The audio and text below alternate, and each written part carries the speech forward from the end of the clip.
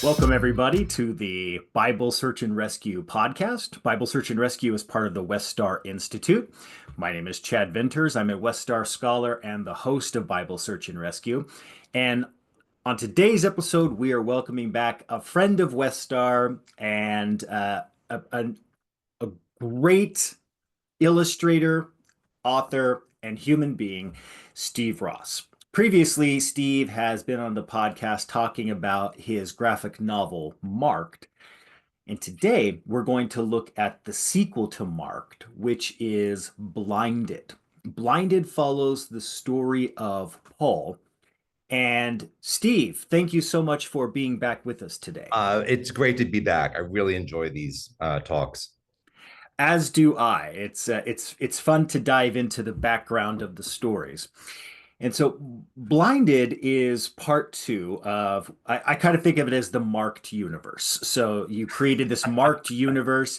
And so Blinded is part two, but it's definitely a more experimental, at least as I view, a more experimental approach to it. So let's just start with the foundation for it. So how did this project come about and how did you try to build on Marked in the Uh, writing of it? yeah, Mark. Um, it's funny that you were talking about this being a sequel because it's really a prequel to Marked. Mhm. Um, I'm not a scholar. I don't pretend to be a scholar. I hope no one reads my books thinking that I've got an accurate bead on any of the theology or hagiography, as you mentioned. Um, I and because I'm a scholar, not a scholar, I was fascinated. I am fascinated by Paul because, and again, because I'm not a scholar, I'm embarrassed to say to all of you scholars who are going to roll their eyes when I say this, I didn't know that the letters were written before the Gospels, and that's really important. And I didn't know it. So I'm going down the rabbit hole. I did most of my research was talking to some theologians that I know, some priests I know, also John Dominic Crossan's incredible scholarship about Paul. And as I went down this rabbit hole, um, because I'm not a scholar, I was shocked by a lot of stuff. Mhm. And I thought, I'm going to lean into that. I'm going to lean into, much like I did with Marked, I'm going to lean into my ignorance. And whenever I read something about Paul, just like whenever I read something in Mark, that I went, oh, that's horrible, or oh my God, I went, all right, that's something I want to move on. So I consider myself more of a humanist than a Christian, although I am both. Mhm. I'm a floor wax and a dessert topping, but uh, I I wanted to take Paul off of the pedestal. Mhm. We tend, especially fundamentalists, we tend to um, deify Paul, Mhm. which is a huge mistake. So I wanted to be naughty. I wanted to bring him down. So as I'm reading the scholarship and reading the letters again, one of the first things that I really started to feel viscerally was that Paul is kind of a jerk. And no one wants to say that. Everyone tiptoes around it. But he really is an arrogant um, know-it-all and a bossy Mhm. boots, and uh, falls back on one of the worst um, polemic arguments I've ever heard, which is you have to do what I say because God told me. And I thought, Mhm. oh, this is so good. I love this. Um, so that was really the driving factor to the whole book, was that I wanted to take him off the pedestal and embrace his humanness, because that's what's valuable, I think, in the letters from Paul, all of Paul's writings, and also in Acts, is he is so human, he is so flawed. He makes so many mistakes. He alienates so many people. I didn't realize that that Paul and Peter kind of hated each other. And I went, this is delicious. I'm going to really lean into that. So anyone who reads this book is going to find a very human, flawed Paul. So first of all, I want to let you know, I don't think you need to be embarrassed because I have a hunch there's a lot more people than you know that aren't aware of the fact that the New Testament is not in chronological order. So Right. over the many years of teaching, I've discovered that pretty commonly. So I would not be embarrassed by that. But second of all, kudos, right? Like you didn't dive into the hagiography. You didn't assume that Paul is writing these flawless, perfect documents. You looked and you saw the human being. You see that you compare the acts with the letters, and you see the humanity. And of course, as you mentioned, Crossan did some pretty brilliant scholarship. In fact, I don't know if you know this, Crossan just did a new Paul book this past year. Oh, I'm going to pick that up. Yeah, and Cool. so he and I we did a couple of podcasts on it, so you can check those out if you want. And we're recording it onto audio, so that's going to be an audio book Cool. at some time this coming year. So okay, yeah, and you hit a bunch of important things there. And so just out of curiosity, do you remember other than Crossan, were there any other scholars that you touched on in terms of your sources for looking at this? There was a recorded class on Paul. I forget who did it. It was one of those great learning Okay, podcasts. Um, he was much. He was the anti-Crossan. He was much more um, respectful of Paul and much more idolizing of okay, Paul. I mean, it reminds me. I saw an interview with some televangelist a couple of months ago, and the interviewer asked, "Who are your idols?" And the televangelist, without missing a beat, said, "Oh well, Jesus." No irony whatsoever. They idolizing Jesus. I don't know whether I don't think he hurt himself. That so yeah, this other guy was definitely idolizing Paul, hmm, and um I was grateful to hear that alternate approach because hmm. it just confirmed my original and my idea about Crossan as well. That the scholarship is all over the place. There's Sure. there's a thousand different polls out there. Um, so I really just stuck with Crossan.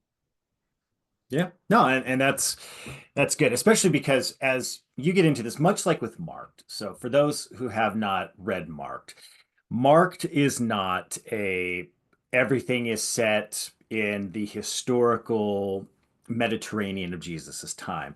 It's this fusion of the story of Jesus in a modern day context. So, Right. it deals with reality shows and that sort of thing. And Blinded is very similar to that. So, it's fun because it starts off with Paul as being like a government nationalist operative called Yeah. Tarsus, right? Codename Tarsus. Yeah. Tarsus, right?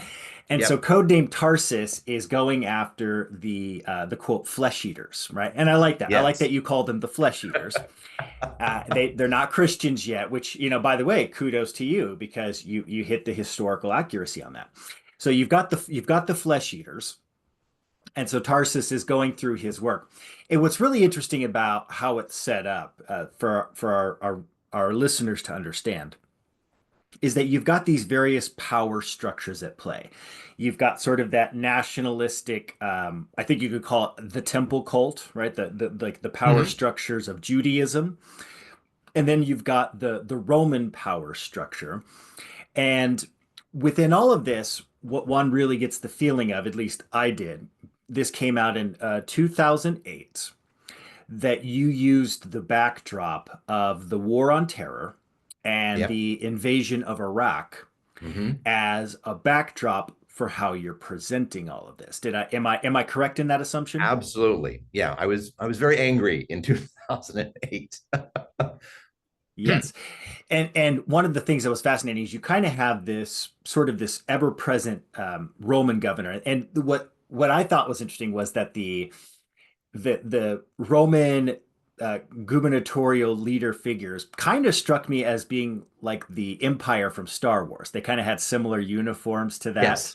Yeah. Yeah, there was a sense of that. And one of your perpetual governor figures, and you even make a point of talking about how it really doesn't matter who's in power, right? They come and they go, statues fall. I kind of thought that was a reference to Saddam's statue coming down. Yep. Um, your governor, your perpetual Roman governor, looked like Ronald Reagan. Yes. And I love that. Tell me a little bit about that. I don't know how many diehard Republicans you have listening to this podcast. If you want to, you may want to turn it off for 2 minutes. Um, I believe that Reagan was ground zero for a nascent Christian nationalist movement. Hmm. Before him, the secular United States seemed to be in charge. We understood that there were different religions. We had détente. Reagan to me was the beginning of, he planted the seeds for what has now come to fruition, which is a very strong Christian nationalist movement. Obviously, I don't like that. So I made this governor a bad guy in the shape of Ronald Reagan, because I think he did us an enormous disservice in his desire to coalesce power. Yeah. And it comes through pretty brilliantly. And one of the things that I like about Blinded, nobody is treated with kid gloves. And that's kind of that's the thing that's great about it is when you're presenting, so you've got Paul, you've got Peter, you've got Barnabas, you've got Priscilla and Aquila, you've got this whole cast of folks that we meet in the Acts of the Apostles and or in part of Paul's letters. And you present them in really remarkably creative ways. So, um, tell us a little bit about how you brought those sort of factionary, conflicts between these early apostolic and important figures to fruition. And what was your thought process of making the Um, factions? well, as many people who are Christians and have either been in one church for a long time or have church hopped, politics and religion, you can't separate them. There will always be factions. There will always be political maneuvers in the back rooms. It just happens. I thought that is a very modern occurrence. But reading Acts and some of the letters, I was again shocked and delighted to find that Paul and Peter hated each other. There was immediate strife about Peter, and I can see where he's coming from, going, you never met Jesus. How dare you? How dare you talk and take ownership of this movement? And Paul going, I'm smarter than you are. I'm writing letters. You're not. I'm going on missions all over the freaking world. I'm getting dysentery in countries you can't even pronounce. How dare you? What are you doing? You're just sitting on your laurels as the rock. I'm out here doing some serious legwork, and they're really butting heads. And I love that. I Mm-hmm. love that. I believe that truth only comes out through conflict. Truth only Mm-hmm. comes through friction. So I don't see that as a bug in Christianity. I find their conflict a feature, Mm-hmm. um, because the truth lies somewhere between Peter and Paul. Neither of them owns it, although both of them are so freaking arrogant that they think they do. Mm-hmm. And I don't think I'm saying anything new. Even No. even in the Gospels, the disciples are idiots. I mean, they get everything wrong. Jesus is constantly going, no, no, no. Okay, I'll explain it one more time, Mm-hmm. and I'll speak slowly. So both Paul and Peter and all the disciples are fumbling in the dark. And I think Paul, in all his arrogance, puts his finger on it fairly late in his writings when we go, we all see through a glass darkly. He has a little bit of insight that even me, the college educated know-it-all, even I don't see all of it. Yeah. No, and you're correct. Many people have pointed out, yeah, pretty much any critical scholar notes the fact that obviously when you see these, when you read the letters, and Paul's making references to things like, these so-called pillars, whoever they think they are makes no difference to me, right? Those types of things. There's very clearly a tension. And what's interesting is that talking about Crossan and Crossan's new book, he leans into this where he talks about in the Acts of the apostles, one of the very first things that Acts establishes is that to be a true apostle, to be one of the apostles, you had to be someone who was there from the beginning. And so instantaneously, Paul is eliminated as an apostle, right? Yeah. Right away in Acts. And they did Yep. that. And what Crossan is saying is they did that on purpose, right? They Yes. they they, they deliberately went. So you see that these factions are there. And you're right. The more evangelical fundamentalist background tends to put a coat of whitewash on all of this.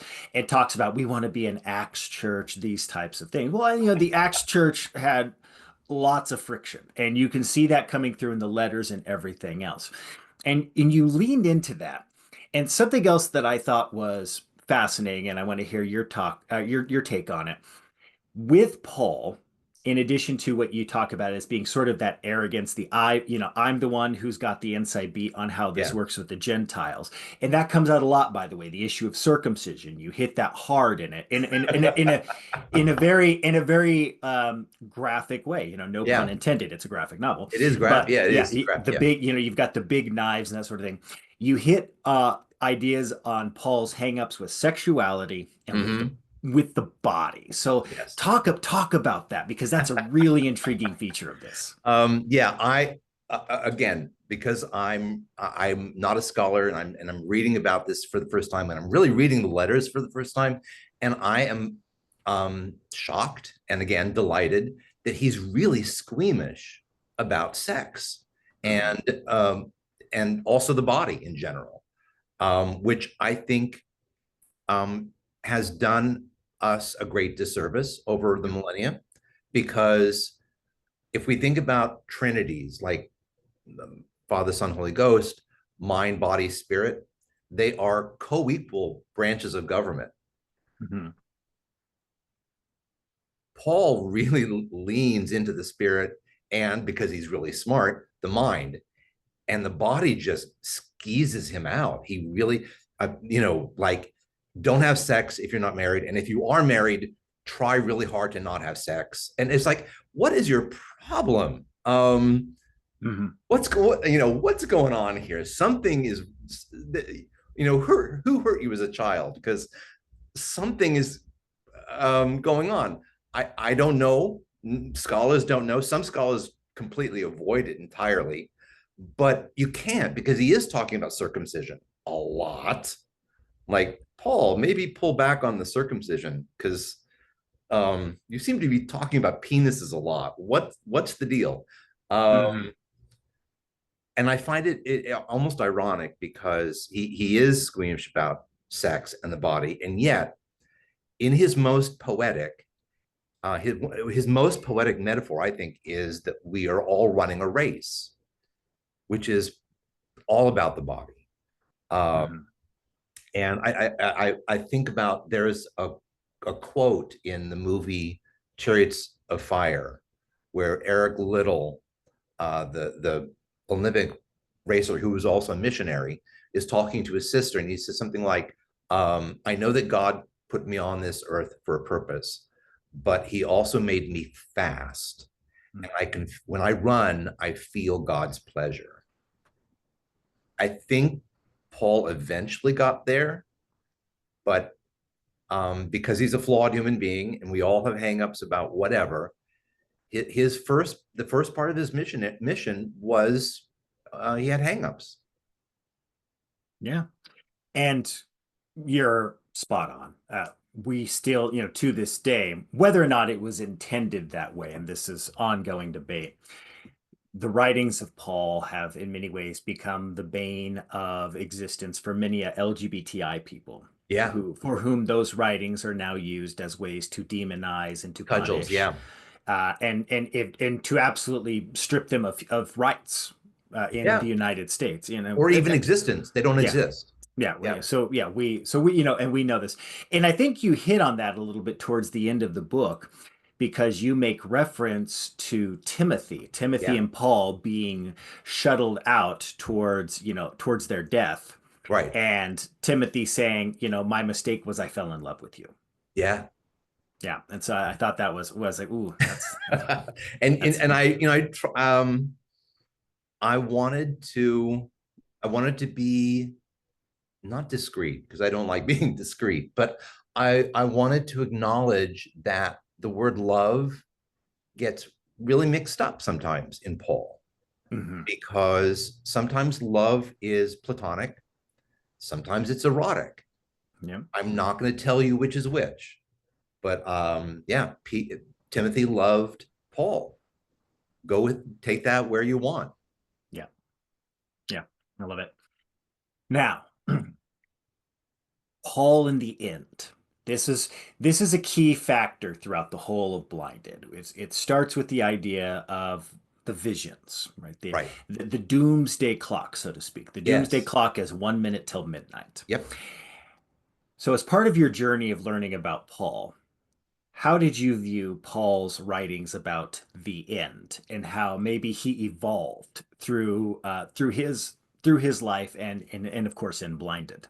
Yeah. I love, again, his approach to the end times is so human, and flawed, and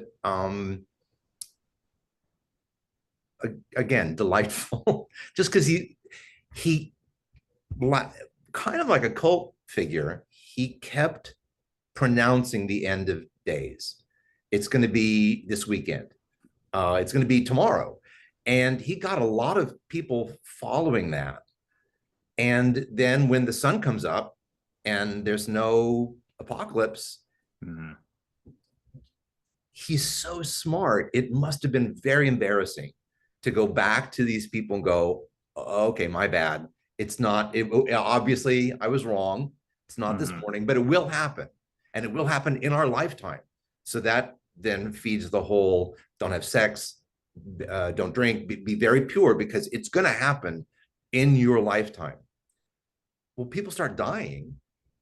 People, Yeah. old people, young people, in his flock started dying, and people are now looking back to him going, well, it didn't happen in their lifetime, it didn't happen in their what's going on. He has to admit that he's wrong. I what i what i tried to do at the end of the book is that in a way he's right. The world will end for all of us when we die. Yeah. And I think he finally goes, oh, okay, I get it. I'm kind of right, but you're gonna have to think metaphorically. Hmm. The world will end for everybody, just not at the same time. Hmm. Um, so he evolves, and I love that he is human, flawed, makes mistakes. I think the biggest thing that I love about Paul is that, in spite of his arrogance, he does admit when he's wrong. Hmm. Eventually, it takes him a while, sometimes years, but he does eventually go, oh, okay, I need to retrench. Yeah. Well, and this I think gets touched on as well because the way that even Paul describes events from, say, First Thessalonians to First Corinthians does really seem quite different in its outlook. And as long as we give Paul the room as a human being Right. to grow Yes. and to realize, okay, maybe I had expectations that weren't quite there. There's no issue with that. Where, of course, it becomes a problem is when his letters become scripture and they become infallible scripture, and everything has to match up with everything else. Then you have to create this whole cosmology where everything in Paul aligns with everything in Daniel and Revelation. And that's where, of Oh, course, you yeah, start to get into the weeds of trying to create something that really wasn't there. yeah, So no, and you bring that out really in a really lovely way.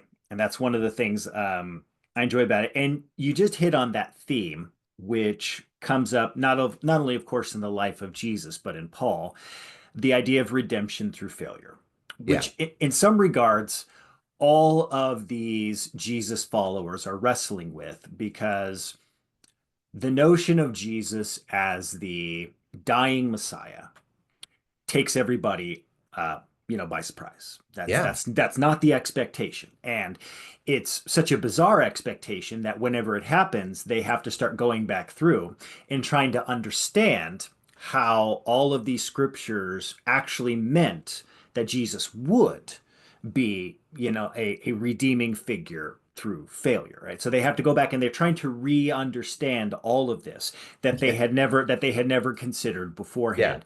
And so how did redemption through failure impact your presentation of Paul?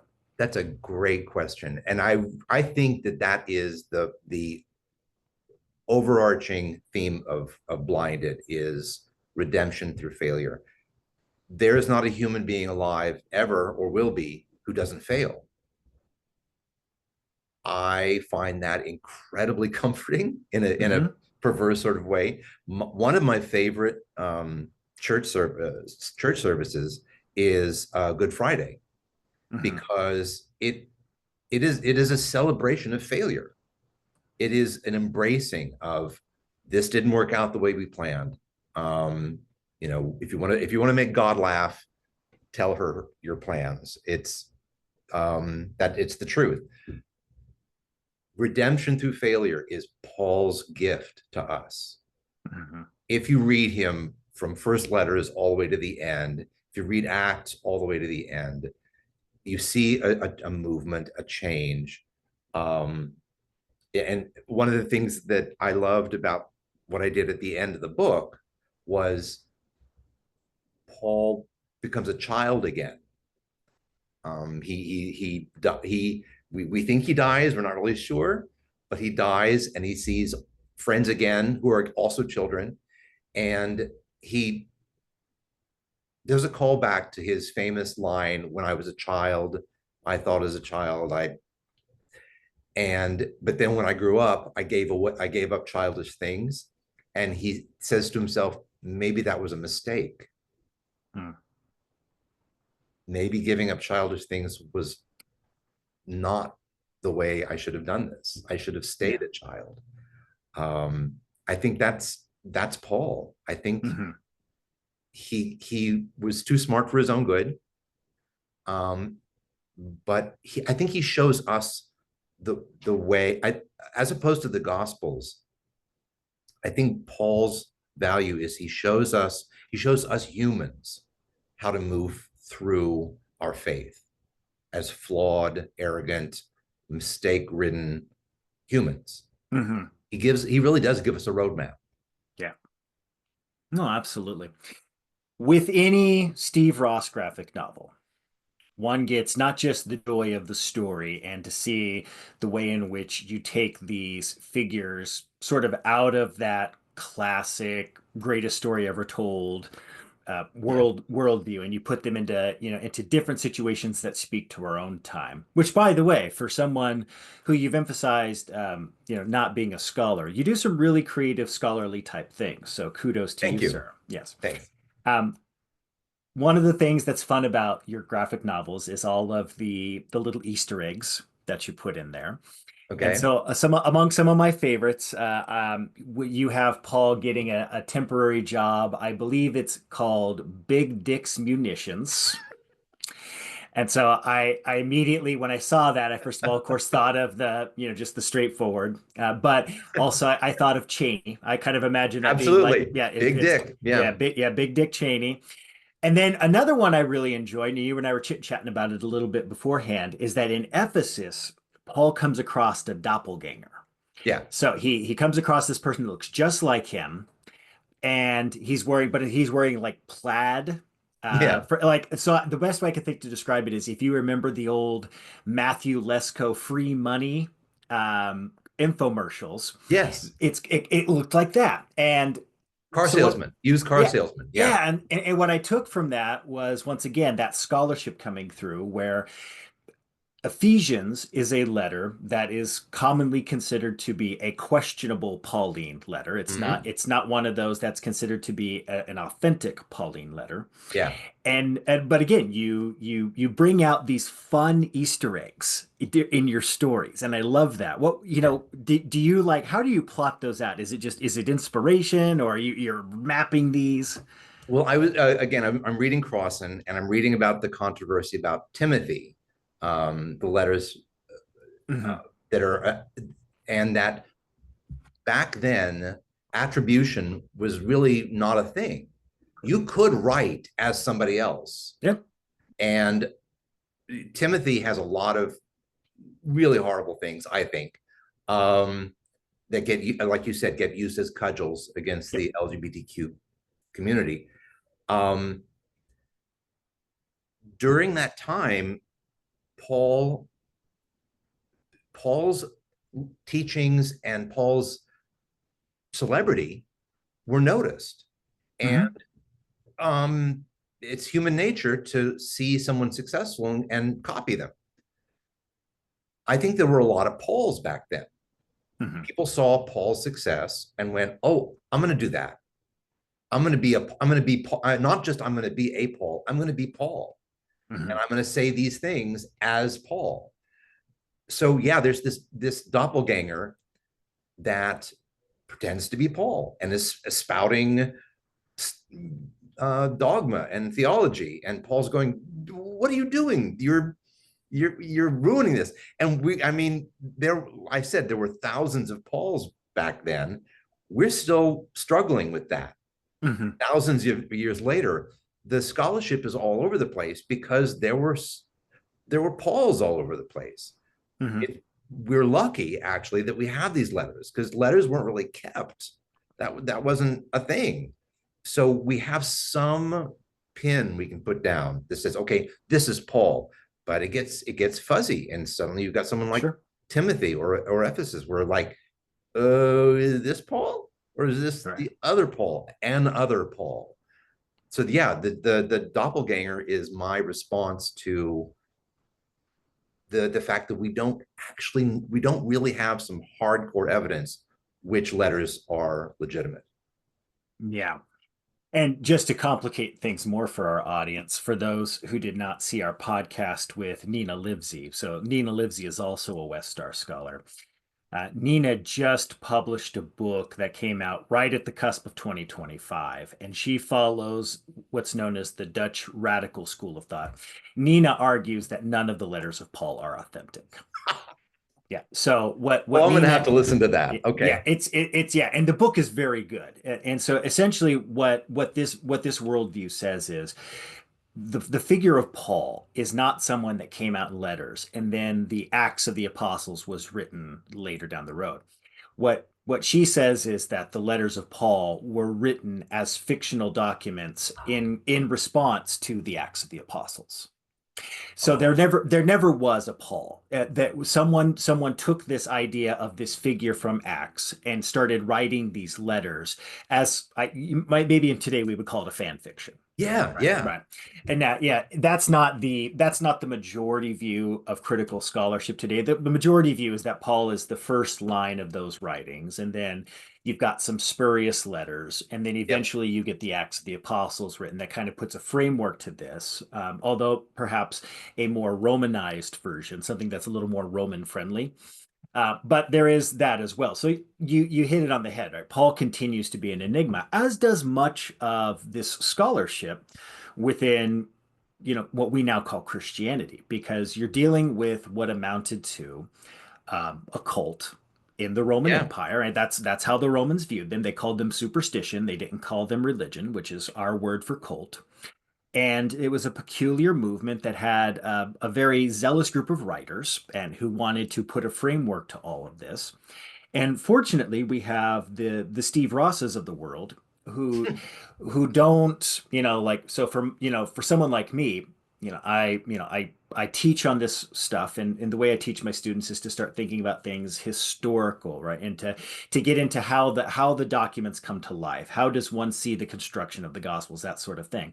But folks like you are the ones who read this, and you have that beautiful artistic mind that brings out those kind of details, and you can take it and put it into a modern setting where all of a sudden you have big dicks munitions, right? And those types of things. Stuff that, would probably not be something that I would, teach on, but you connect with audiences in a way that maybe a scholar doesn't. And that's part of what makes the marked blinded universe, in my mind, so very special, is that you're not doing, the action Bible, or, those various versions where you're just taking the stories and you're lionizing everyone and Yeah, making them into beautiful, predominantly European figures and those right. types of things. Yeah. What you're creating is this world of controversy and conflict, and you're removing them from that, that classic, angelic setting. Sword and sandals kind of, yeah, epic. Yeah, Yeah. and you're making points about today in the modern world, and that's really what I love about your work, and that's why I'm glad we've had a chance to do podcasts on it and so forth. Well, I'm a big fan. If you look at the books, this is not a stretch. I'm a huge fan of David Lynch. Oh yeah. Um, I would I there's a musical form called a fantasia, which is where the composer kind of goes into a fever dream based on a theme or something. These books are definitely my fever dream Hmm. about Christianity, about history, about militarism, a lot about militarism. Um, but yeah, so they should not be. I appreciate that you can look at them with a scholar's eye and see past the craziness. Um, I appreciate that because it really is a fever dream for me. Hmm. But I don't think it's that big of a stretch, right? To think Thank you. about when you're looking at all of the notions of Christian doctrine. I mean, you've got virgin births and God-men and Yeah, ascension. You have all of this stuff that, today it's kind of like it just gets accepted as, well, this is just natural and normal things. And to me, that's part of like yeah, why I struggle so much with, how some people have no problem with the idea that, that a virgin birthed a God man whose execution was a mystical lamb's blood to cover the sins of humanity, but they can't get their mind around a transgender person. Right? That's where their imagination gets stretched. They have no problem with that, and they can accept that without question. But the idea yeah, that, I'm Mike, but I kind of feel more like a Susie. Right. That's, yeah. oh, I can't even get my head around that. Right. It's that kind of sense. And I love the fact that you lean into the notion of the fever dream, because one, I mean, you add Revelation, you've got all of this apocalyptic imagery. It's interesting because my publisher, when I was thinking about doing another book, they came to me with John and Revelation and said, Hmm. "Oh, if you're gonna do a fever dream, do Revelation." Yeah. That may still be in the works, but that would be an extremely personal fever dream because nobody knows what that book's about. Mhm. Paul looks like a open and shut case compared to Revelation. That's just Mhm. uh, that is a fever dream. Yeah. And fun note, as you're aware, at the end of the month, Westar's doing its annual conference, and Art Dewey and I are going to be discussing Revelation. And Oh, our okay. our theme topic is Jesus Christ. Is this the end? That's what our session is called. And so we're dealing with, both Revelation in its time and the modern ways in which the Revelation has been used and reused. So it's gonna Yeah, be it's gonna be fun. yeah, that's rich soil. Absolutely. So before we go, thank you again so much. We love Oh, having you. I'm sure. I'm now referring to you as Steve Ross, friend of the program. Yeah. Yeah. Is there any final thoughts that you had from your journey with the graphic novels that you wanted to share before we head out? Oh, they're both. I mean, Marked is about 20 years old now. Blinded is about 12 years old. Um, Please go out and buy it. That's a lot. You know, as an illustrator and artist, yeah, go buy my work. Other than that, I don't know. Tell me a little bit more about your audience. Who am I talking to right now? Because right now I've just been talking to you and it's been lovely. But who's going to listen to this so I can tailor my response accordingly?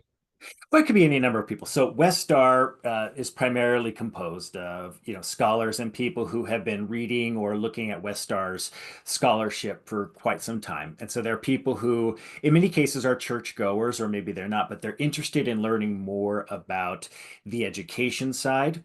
And they're not necessarily all that attuned to, say, maybe the fundamentalist readings, right? They've Great. they've Okay. they've kind of come through that. But all of our podcasts are on YouTube, so you never know who might stumble on it. Okay. Um, I am, like I said earlier, I am both a humanist and a Christian, leaning more towards the humanist side. Um, as we enter, I'm speaking to Americans now, as we enter a really fraught time with Christian nationalism on the rise, I think my work is valuable in that it makes you question, it makes you open, it makes you laugh. You know, Christian nationalism is so freaking serious, and it saps all the joy out of life.